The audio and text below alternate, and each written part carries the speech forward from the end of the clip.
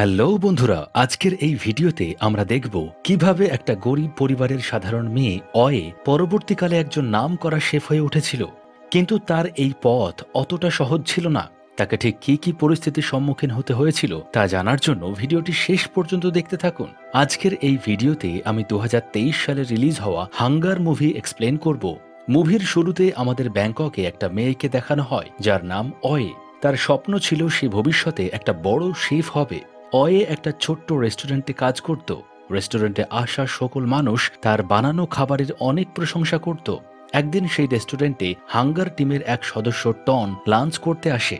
অয়ের হাতে বানানো নুডলস তার খুব টেস্টি লাগে, তাই সে অয়ের কাছে গিয়ে তার বানানো খাবারের অনেক প্রশংসা করে। এরপর টন তাকে একটা কার্ড দেয়। অয়ে সেই কার্ড নিজের কাছে রেখে দেয়। টন সেখান থেকে এই বলে চলে যায় যে যদি তোমার এই কাজে ইন্টারেস্ট থাকে তাহলে তুমি এখানে চলে আসবে।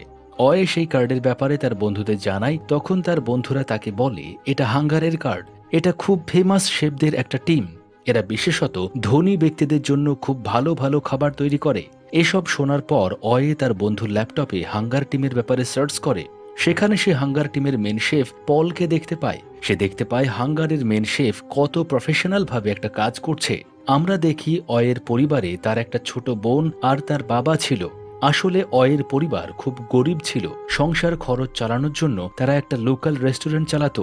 একদিন অয়ে লোকাল রেস্টুরেন্টে খাবার বানাচ্ছিল। তখনই হাঙ্গার টিমের সদস্য টন আবারও সেখানে আসে, যে অয়েকে হাঙ্গারের কার্ড দিয়েছিল।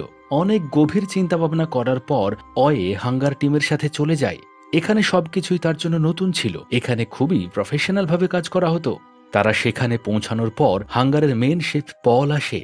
অয়ের পরীক্ষা নেওয়ার জন্য পল তাকে ফ্রাইড রাইস বানাতে বলে। অয়েও মনোযোগ সহকারে সেই কাজ করতে থাকে। এখানে অয়ে আর হাঙ্গার টিমের একটা সদস্যর মধ্যে কম্পিটিশন চলতে থাকে। কিছুক্ষণ পর দুজনেই শেফের সামনে তাদের তৈরি খাবার পরিবেশন করে। শেফ পল তাদের সদস্যদের মধ্যে একজনের খাবার টেস্ট করে তাকে টিম থেকে বের করে দেন এবং তার জায়গায় শেফ অয়েকে নিজের টিমে রাখেন। কিন্তু শেফ অয়ের সাথে খুবই রূঢ়ভাবে ব্যবহার করতে থাকে। তার সাথে সাথে অয়ের দারিদ্রতা নিয়েও হাসি ঠাট্টা করেন। অয়ের এসব একদমই ভালো লাগে না। পরবর্তী সিনে দেখানো হয় অয়েকে হাঙ্গার টিমের এক বিশেষ পোশাক দেওয়া হয়। সেটা পেয়ে অয়ে খুবই খুশি হয়ে যায়। এরই মাঝে টন অয়েকে টিমের বাকি সদস্যদের সাথে পরিচয় করায়। তখনই সেখানে পল চলে আসে। সে সবাইকে জানায় কালকে একটা প্রাইভেট বার্থডে পার্টি আছে, যেখানে আসা অতিথিদের প্রায় সকলেরই বয়স 40 বছরের কাছাকাছি এবং আমাদের তাদের সকলের জন্য খাবার বানাতে হবে। এরপর পল সবাইকে সেখানকার ডিনারের থিমের ব্যাপারে জানায়। এরপর সে খুবই নিখুঁতভাবে বিফের মাংস কাটে এবং অয়ের পরীক্ষা নেওয়ার জন্য তাকেও ঠিক একইভাবে বিফের মাংস কাটতে বলে। কিন্তু অনেকবার চেষ্টা করার পরও অয়ে শেফের মতো মাংস কাটতে পারে না। এতে পল তার উপর চিৎকার চেঁচামেচি করে দেয়, তাকে এক রাত্রি সময় দেয় এবং বলে এরই মধ্যে তাকে নিখুঁতভাবে বিফের মাংস কাটা শিখতে হবে, না হলে তাকে টিম থেকে বের করে দেওয়া হবে। এরপর এক এক করে সবাই নিজের ঘরে চলে যায়। অপরদিকে অয়ে সেখানেই সারা রাত্রি প্র্যাকটিস করে। অনেকবার তার হাতও জ্বলে যায়। সারা রাত প্র্যাকটিস করার পর অয়ে রান্নাঘরেই ঘুমিয়ে পড়ে। দ্বিতীয় দিন টিমের সদস্যরা রান্নাঘরে পৌঁছে তাকে ঘুম থেকে ডেকে দেয়। এরই মধ্যে শেফ পলও সেখানে পৌঁছে যায়। অয়ে শেফকে বিফের মাংস রান্না করে খাওয়ায়। সেই মাংস খেয়ে শেফের ভালো লাগে এবং তার চাকরি পার্মানেন্ট হয়ে যায়। অপরদিকে দেখানো হয় সেই দলের সকল সদস্য বার্থডে পার্টিতে খাবার বানানোর জন্য পৌঁছে গেছে। সমস্ত অতিথিরা খাবার খাওয়ার জন্য একত্রিত হয়ে গেছে। এরপর শেফ সবার সামনে বিফের মাংস রেখে অয়েকে ডেকে পাঠান। অয়ে খুবই নিখুঁতভাবে তা রান্না করে।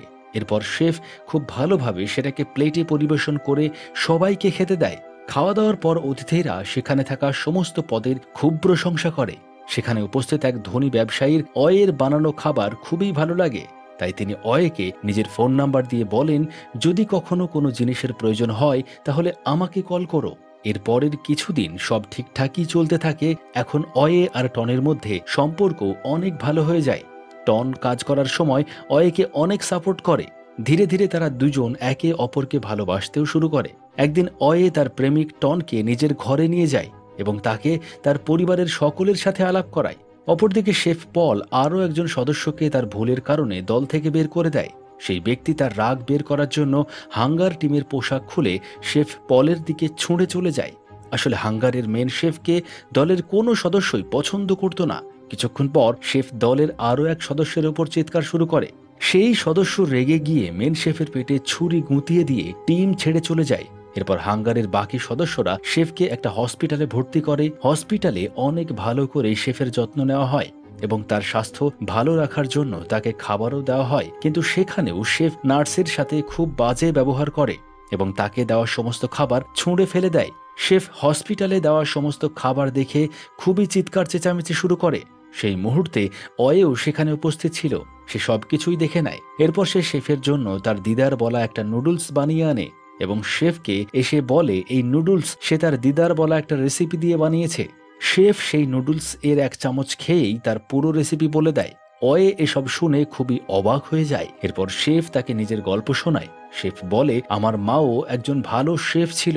সে ধনী ব্যক্তিদের জন্য খাবার বানাতো। সেই সময় আমি খুবই ছোট ছিলাম। একদিন আমি দেখি সেই ঘরে উপস্থিত এক মহিলা তার ছেলেকে জ্যাম খাওয়াচ্ছে। আমিও সেই জ্যাম একবার টেস্ট করতে চাইছিলাম।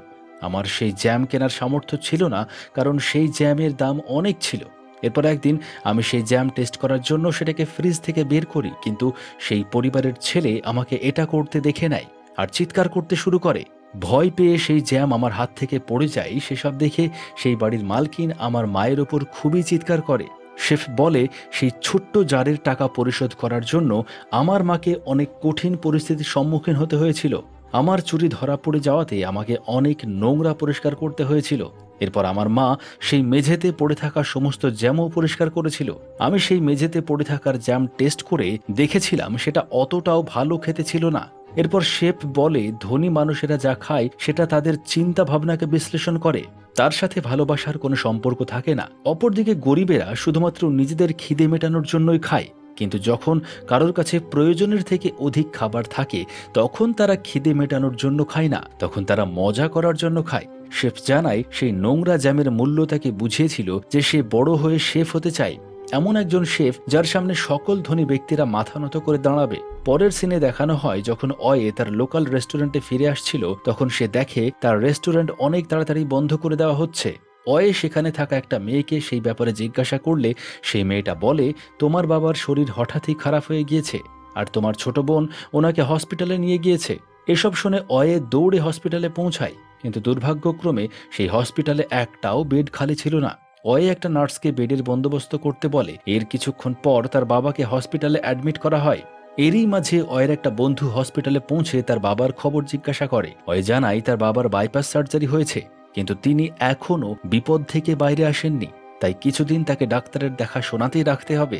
সেখানে থেকে যাওয়ার সময় অয়ের নজর পড়ে সেই হসপিটালে রাখা টিভির দিকে, যেখানে দেখানো হচ্ছিল 3 জন মানুষের মৃতদেহ উদ্ধার করা হয়েছে এবং এটা একটা মার্ডার সুইসাইড কেস।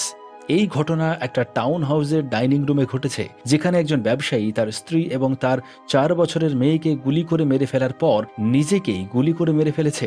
সেই ব্যক্তি একজন ভালো ব্যবসায়ী হওয়ার সাথে সাথে লাক্সারি রিয়েলিস্টিক স্টেট ডেভেলপারও ছিলেন। তার পিছনে অনেক ঠিকাদারের টাকাও ছিল। এসব দেখে অয়ে খুবই অবাক হয়ে যায়, কারণ এটা সেই পরিবার ছিল যাদের জন্য অয়ে হাঙ্গার টিমের সাথে মিলিত হয়ে খাবার তৈরি করেছিল। এই পরিবার হাঙ্গার টিমের শেফকে এর জন্য অনেক টাকা দিয়েছিল। ভয় পেয়ে অয়ে এই কথা হাঙ্গার টিম এবং তার বন্ধুদের বলে। এই কথা শুনে তারা বলে, যাই হোক, আমরা তাদের শেষ ভোজনে ভালো কিছু বানিয়ে তো খাইয়েছিলাম। পরের দিন শেফ তার পুরো টিমকে নিয়ে একটা জঙ্গলে যায়, যেখানে তাদের একটা শকুন পাখি মেরে সেটাকে রান্না করতে বলা হয়, কিন্তু অয়ে এটার বিরোধিতা করে। তার কথা শুনে শেফ বলে, তুমি শুধু খাবার বানানোর দিকে মন দাও, কারণ তুমি একজন শেফ আর তোমার কাজ হলো শুধুমাত্র খাবার বানানো। এই কথা শোনার পর অয়ে হাঙ্গার টিম ছেড়ে দেওয়ার সিদ্ধান্ত নেয় এবং সেখান থেকে চলে যায়। অনেকক্ষণ চিন্তা করার পর অয়ে সেই ব্যক্তিকে ফোন করে যে একটা বার্থডে পার্টিতে তাকে নিজের কার্ড দিয়েছিল। সেই ব্যক্তি অয়ের সাথে দেখা করে তাকে বলে, তুমি পৃথিবীর একজন খুব বড় মাস্টার শেফ হতে পারো। এরপর অয়ে সেই ব্যক্তির সহযোগিতায় নিজের একটা রেস্টুরেন্ট খোলে। অপরদিকে তার বাবাও হসপিটালে ভর্তি ছিল, যার খরচ মেটানোর জন্য তার কোনো না কোনো কাজ করার প্রয়োজন ছিল। অনেক পরিশ্রম করে অয়ে নিজের রেস্টুরেন্ট তৈরি করে আর তার নাম দেয় ফ্লেম। এখানে অয়ের আন্ডারে অনেক লোক কাজ করতে শুরু করে। সে নিজের ট্যালেন্টে খুবই সুস্বাদু খাবার বানাতে থাকে। অপরদিকে সবাই সেই খাবার খুবই পছন্দ করে। ধীরে ধীরে সবাই তার নাম জেনে যায়। অনেক দূর দূর থেকে লোক তার রেস্টুরেন্টের খাবার খেতে আসে। অপরদিকে এক এক করে সমস্ত সদস্য হাঙ্গার টিম ছেড়ে চলে যেতে শুরু করে। এরপর একদিন শেফ পল অয়ের রেস্টুরেন্টে খাবার খেতে আসে এবং তাকে বলে, স্পেশাল হওয়ার জন্য তোমাকে অনেক কিছু হারাতে হবে। পরের দিন আমরা দেখি অয়ের টিম আর হাঙ্গার টিম একটা বার্থডে পার্টিতে যায়। এখানে তাদের সবাইকে অতিথিদের জন্য খাবার বানাতে বলা হয়। এরপর অয়ে আর পলের টিম নিজের কাজ করতে লেগে যায়। অবশেষে অয়ে অতিথিদের সামনে নিজের তৈরি খাবার পরিবেশন করে, যেটা অতিথিরা খুব বেশি পছন্দ করে। হঠাৎই সেই পার্টির লাইট বন্ধ হয়ে যায় আর হাঙ্গারের শেফ পল সবার সামনে একটা খুব বড় মাংস নিয়ে আসে, যেটাকে সে মশলা দিয়ে মিশিয়ে রান্না করতে শুরু করে। সেখানে উপস্থিত অতিথিরা সেটাকে পাগলের মতো খাওয়া শুরু করে।